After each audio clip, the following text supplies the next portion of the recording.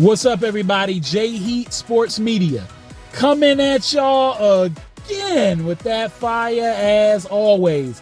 Spitting the hot topics and getting the sports conversation started. Y'all know what I'm talking about. Football, basketball, and boxing. So we on boxing. Told y'all I was going to come back with my predictions on Tyson versus Paul. Jake Paul has made a business of having these marquee fights. He's been helping guys get paid for a while now. And this is an interesting one. Being able to get a fight with Mike Tyson is big time, even if Tyson is 58. My question to you all from my last video on this fight was, is this a dangerous fight for Mike Tyson because he's 58, or Jake Paul because it's Mike Tyson? And I'm here to tell you it could definitely go either way, but I'm going with Mike Tyson. Now, they're fighting 2-minute rounds, 8 2-minute rounds. So in 8 minutes, that's about the equivalent if you fought 5 3-minute rounds in regular boxing. So it's not that long of a time they're going to be fighting. So that's to Mike Tyson's advantage. Gives him an opportunity to be great, even if the fight goes several rounds. That being said, what to make of this? My first thing is, I have to buy into the fact that this is a legitimate fight. That these guys haven't prearranged something, how this is going to work out. I don't think that's the case. I'm going to give Jake Paul credit. Even though he hasn't fought big-time opponents in terms of trying to fight like real boxers per se over the course of his career, if you want to call it that, what he's been doing, he still fought in fights where there's some real exchanges going punch-wise, and some guys get hurt, they get knocked out. So I think it's going to be punches swung with bad intentions for sure, not just an exhibition. But that being said, again, Mike is 58, and Jake Paul says, he got smacked right by Mike Tyson after he stepped on Tyson's shoes. Well, or stepped on his feet, whatever you want to call it. And I think that's to hype the fight up. He says, Michael, that he's going to kill Mike Tyson and this and that. That's all to hype the fight up, to sell it. Tyson seems serious when he said he think he's going to hurt this guy. I believe Tyson's going to try to. But I think Jake Paul is to his benefit. He can't get just put to sleep. Not to say it won't happen, but he can't be going in thinking that is a possibility. I'm sure his corner's hyping him up, telling him you've got the youth on your side. You are bigger than Mike right now, and you've been training. This is a 58-year-old man. Take it to him like he an old man. Mike, on the other hand, has a storied career where he's looking at this guy like this is an amateur, really. Even if he is young, he don't have the experience and the wisdom in the ring to deal with me. That being said, it's not that Mike fought with a lot of wisdom. He usually came at you with force and tried to take you out. But Jake Paul, with his career, he's taken advantage of an opportunity. He was a popular YouTuber, popular on social media.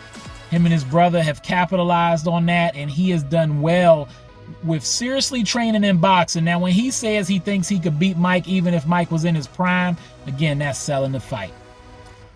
Jake Paul knows what he's doing. He's taking a page out of Floyd Mayweather and Canelo Alvarez and even Gervonta Tank Davis's book in the sense of maximum reward, low risk.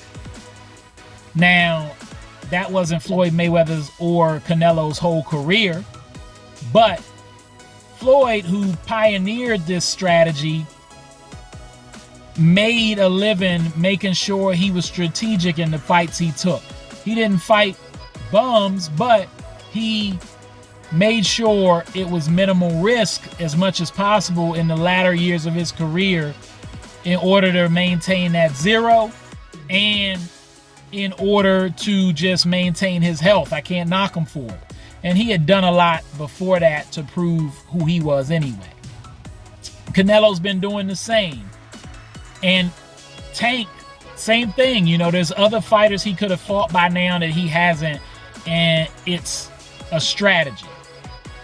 You know, it's not like Anthony Joshua, for instance, who is a cash cow, but throughout his career, he's fought the big names. The big fights that didn't go for him, being Tyson Fury and Deontay Wilder, he didn't say he didn't want to fight him. They had trouble agreeing on terms. So that's not what I'm talking about. But with Jake Paul has, if he really thought he could beat a Mike Tyson in his prime, he would fight journeymen who got 20 fights on their record that are looking for a payday but got experience in the ring as a boxer.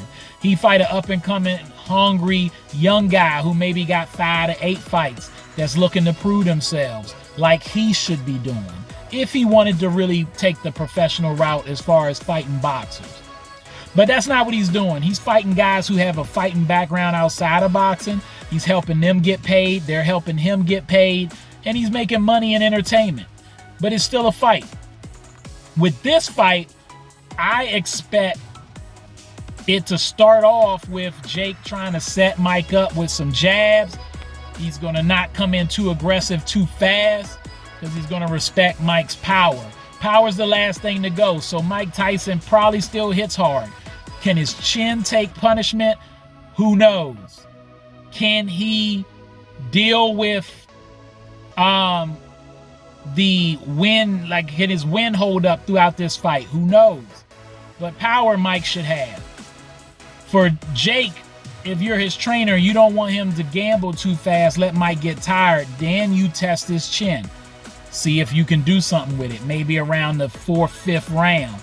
That's when you start to pick it up. Definitely down the stretch if it makes it to 6, 7, or 8. So I think he's going to try to test him. With Mike, on the other hand, I think he comes in not super aggressive, but in the first round, he kind of feels Jake out.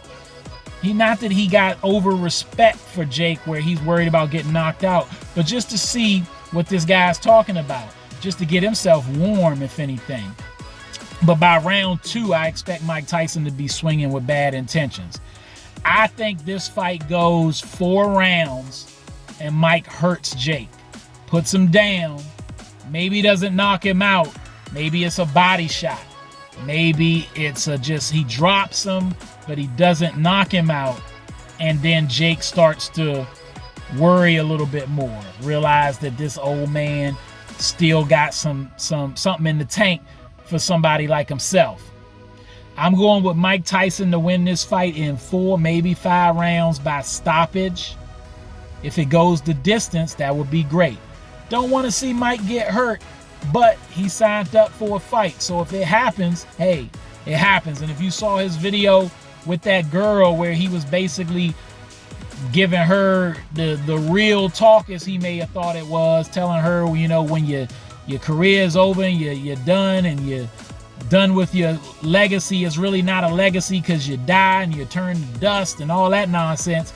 Mike, he knows what he's in for. He knows that anything can happen. So he signed up for a potential knockout, even though he wants to knock Jake out. I'm going to go with Mike, 4 or 5 rounds by stopping. All right, that's all the time I got. Y'all know what it is, and you know who you looking for. J Heat Sports Media. Remember to like, subscribe, or get at me in the comments. Find me on YouTube, Instagram, X, and TikTok.